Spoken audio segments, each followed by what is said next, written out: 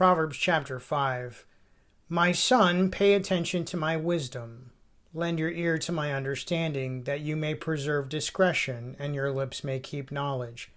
For the lips of an immoral woman drip honey, and her mouth is smoother than oil, but in the end she is bitter as wormwood, sharp as a two-edged sword. Her feet go down to death, her steps lay hold of hell. Lest you ponder her path of life, her ways are unstable, you do not know them. Therefore hear me now, my children, and do not depart from the words of my mouth. Remove your way far from her, and do not go near the door of her house, lest you give your honor to others, and your ears to the cruel one. Lest aliens be filled with your wealth, and your labors go to the house of a foreigner, and you mourn at last when your flesh and your body are consumed, and say, How I have hated instruction, and my heart despised correction. I have not obeyed the voice of my teachers, nor inclined my ear to those who instructed me.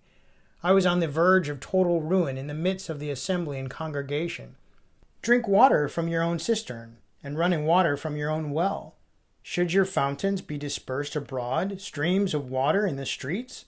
Let them be only your own, and not for strangers with you. Let your fountain be blessed, and rejoice with the wife of your youth. As a loving deer and a graceful doe, let her breast satisfy you at all times, and always be enraptured with her love. For why should you, my son, be enraptured by an immoral woman, and be embraced in the arms of a seductress? For the ways of man are before the eyes of the Lord, and he ponders all his paths. His own iniquities entrap the wicked man, and he is caught in the cords of his sin. He shall die for lack of instruction, and in the greatness of his folly he shall go astray. Proverbs chapter 5 verse 21 says, For the ways of man are before the eyes of the Lord, and he ponders all his paths. Now here's the interesting thing. There is so many times in life today that we see something that someone else does, and we automatically assume what their motives or what their intentions really are. But here we see in Proverbs 5:21 that is impossible, because the only one that can look inside of a man and see his motives, his intentions, is God. God is the only one that really knows. The only way that we can know the motives and intentions of another is if they tell us. But too many times we get caught up.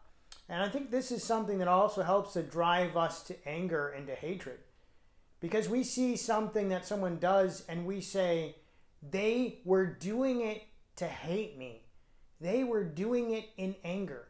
They were doing this or that, or they will do this or that because of who they are. Well, God puts us all in the same playfield. He says, look, you guys are all the same. You're all sinners in need of a Savior. Too many times we start judging other people by a way that we don't even want to be judged ourselves. And it's important for us to recognize that. God is the only one that knows the intentions of our hearts. We could not possibly know what someone else was thinking or what someone else's motive was unless they actually tell us. Now, this should drive us to do good for our neighbor. This should drive us to help them, to encourage them. Don't assume that they're thinking something. Don't assume that they're going to do something that's mean or hatred or full of spite or anger. We don't need to assume those things. Assume the good instead. Assume that they need help. Go out, love your neighbor, do good for those that when you have the power to do good for them, that you will do good. Be nice, be kind, be loving, just as Jesus Christ has been for us. Don't make any assumptions because you don't know the truth. Instead, pray for your neighbor. Do good for your neighbor. Lift your neighbor up. Be kind to your neighbor. Well, thanks again for joining me today for today's Proverbs. I hope you come back tomorrow as we continue to study out the book of Proverbs. Have a great day, and God bless.